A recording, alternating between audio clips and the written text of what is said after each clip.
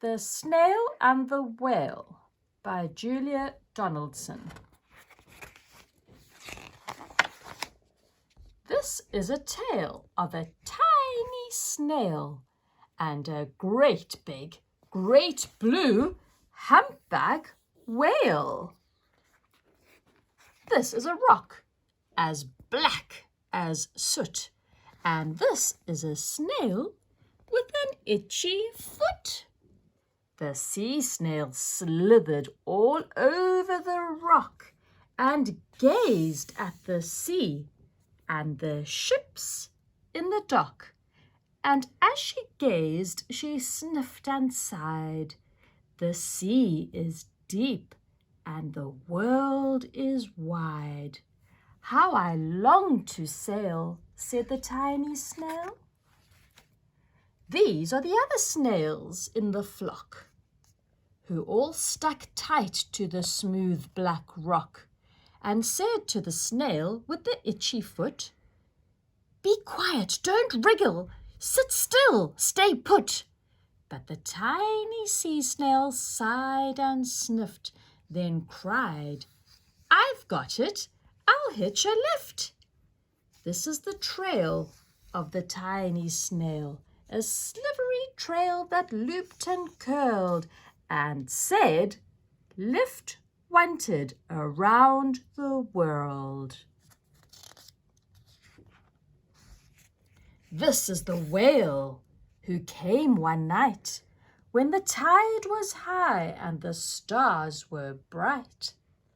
A humpback whale, immensely long, who sang to the snail a wonderful song of shimmering ice and coral caves and shooting stars and enormous waves.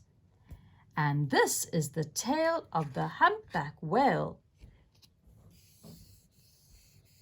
He held it out of the starlit sea and said to the snail, "Come, sail with me." This is the sea, so wild and free, that carried the whale and the snail on his tail to towering icebergs and far-off lands, with fiery mountains and golden sands.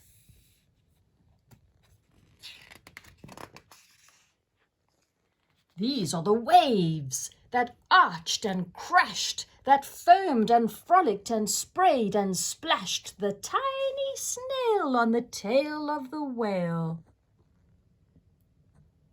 These are the caves beneath the waves, where stripy fish with feathery fins and sharks with hideous toothy grins swam around the whale and the snail on his tail. This is the sky, so vast and high, sometimes sunny and blue and warm, sometimes filled with thunderstorm, with zigzag lightning flashing and frightening the tiny tail on the tail of the whale.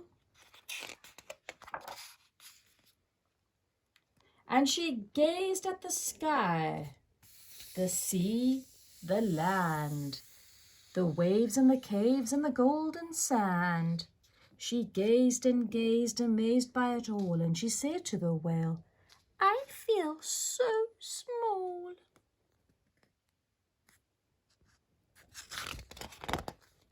But then came the day the whale lost his way. These are the speedboats running a race, zigzagging and zooming all over the place, upsetting the whale with their ear-splitting roar, making him swim too close to shore. This is the tide slipping away. And this is the whale lying breached in a bay. "Quick, off the sand, back to sea!" cried the snail. I can't move on land, I'm too big, moaned the whale. The snail felt helpless and terribly small. Then, I've got it, she cried, and started to crawl. I must not fail, said the tiny snail. This is the bell on the school in the bay, ringing the children in from their play. This is the teacher holding her chalk, telling the class, sit straight, don't talk. This is the board, as black as soot. And this is the snail with the itchy foot. A snail, a snail! The teacher turns pale. Look, say the children, it's leaving a trail. This is the trail of the tiny snail, a silvery trail saying, save the whale. These are the children running from school, fetching the firemen, digging a pool, squirting and spraying to keep the whale cool. This is the tide coming into the bay, and these are the villagers shouting hooray as the whale and the snail travel safely away. Back to the dock and the flock on the rock, who said, how time's flown! And haven't you grown? And the whale and the snail told their wonderful tale of shimmering ice and coral caves and shooting stars and enormous waves, and of how the snail, so small and frail, with her looping, curling, silvery trail, saved the life of the humpback whale. Then the humpback whale held out his tail, and on crawled snail after snail.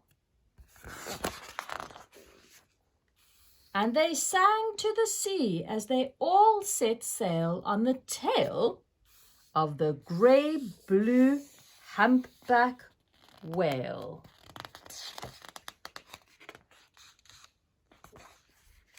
The end.